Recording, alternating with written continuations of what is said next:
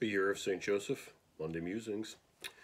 This video makes me particularly happy because St. Joseph happens to be my patron, and so I was happy to hear that just recently Pope Francis asked that there be a Year of St. Joseph, which will go from December 8th of 2020, which we passed, until December 8th of 2021.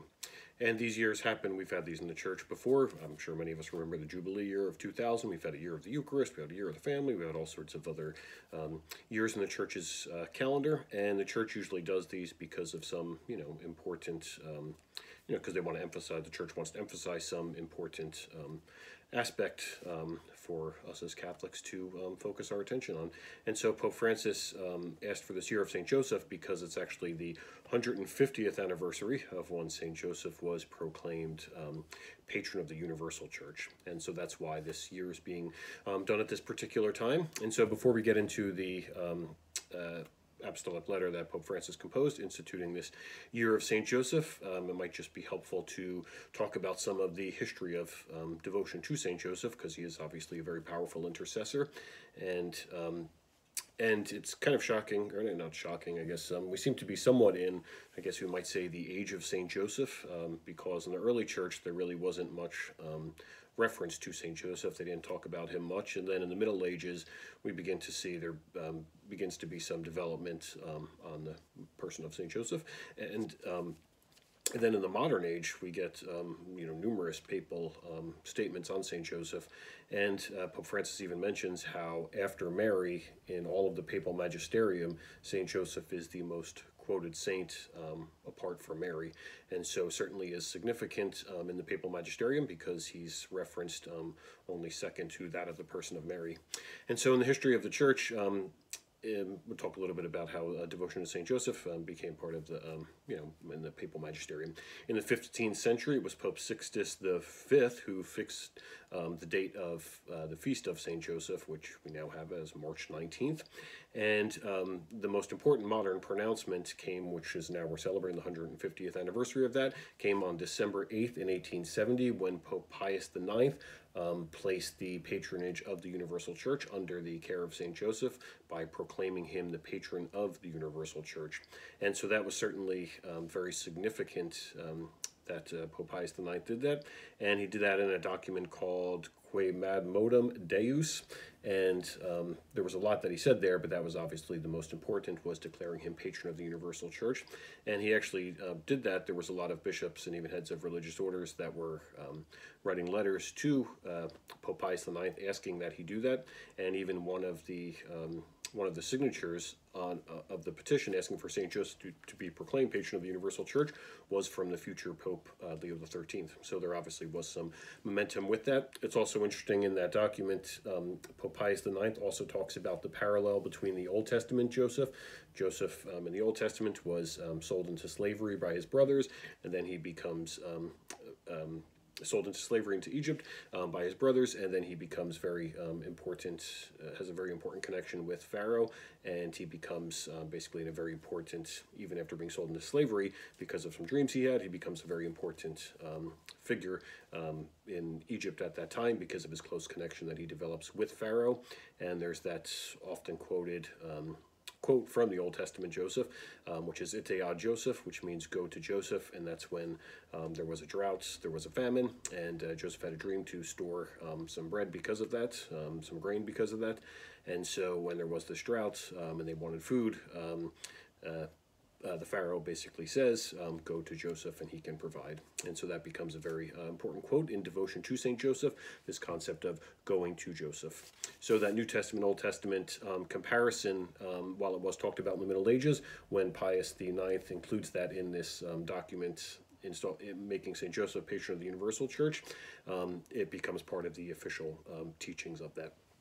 Pope Leo XIII, who petitioned for St. Joseph to be patron of the Universal Church, he then asked for the daily recitation of the prayer of St. Joseph after the Rosary, and I believe it was during the month of March, which is traditionally the month of St. Joseph. And in 1920, Pope Benedict XV, in a motu proprio, signifies that St. Joseph is the patron saint of workers and also the patron saint of the dying. Pius IX, in March 19th, 1928, calls, and this is kind of important, in particular because of some scripture passages, calls Saint Joseph that he's even superior to Saint John the Baptist. So that was a bold statement to have in a in the papal magisterium.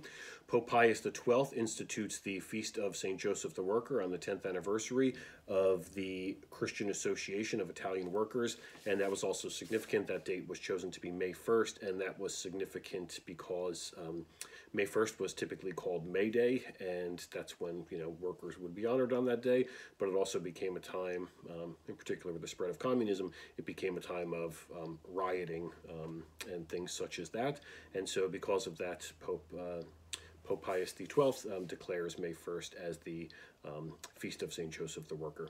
The solemnity which we have the Solemnity of St. Joseph, which is on March 19th. Pope John the 23rd, in a document called Le Voce, places the whole Second Vatican Council under the patronage of St. Joseph. So John the 23rd asked that the whole Vatican Council be placed under the heavenly patronage of St. Joseph. And Pope John the 23rd also, very important for us in the papal magisterium, but also liturgically in 1962, he has the name of St. Joseph instituted in the Roman canon of the Mass. So that was very significant. Pope John Paul II composed a apostolic letter, I believe, composed an apostolic letter, Guardian of the Redeemer, Redemptoris Custos, apostolic letter on St. Joseph. So I'll include a link for that. If you're watching on any other platforms, you have to go to the YouTube channel. I'll include a link where you can purchase that, or if you want the copy at no cost, you can go to the Vatican website for that.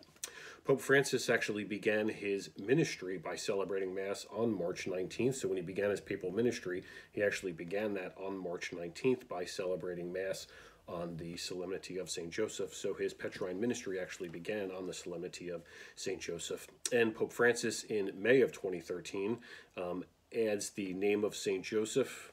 Pope John the 23rd added it to the Roman canon, which is Eucharistic Prayer 1. There's a couple of them. If you're not liturgically familiar, there's a couple of them. Pope Francis on 1 May 2013 asked that decrees that the name of St. Joseph was to be added in all the Eucharistic prayers that we say at Mass. And apparently that was also confirming what Pope Benedict also wanted to do, but I guess didn't get a chance to do. And so now, because of Pope Francis, the name of St. Joseph is included in all of the Masses that we say, and his name is always listed after that of Mary and even before the Apostles. So some other kind of unique things about St. Joseph and Pope Francis is on the coat of arms, apparently, of Pope Francis, it features a spikenard, which is typically associated with St. Joseph in Hispanic iconographic tradition.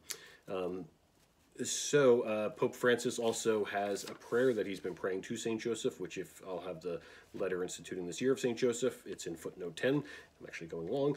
He actually has a prayer that he's been saying for over 40 years every day to St. Joseph. And so you can obviously pray that prayer during this year. And he also has this tradition, which he has the tradition of this sleeping statue of St. Joseph. And he has the habit of placing, and it's because Joseph, most of his things came, most of his important tasks came through dreams, and so Pope Francis has the statue of the sleeping Joseph, and then he places his prayers of petition under the sleeping statue.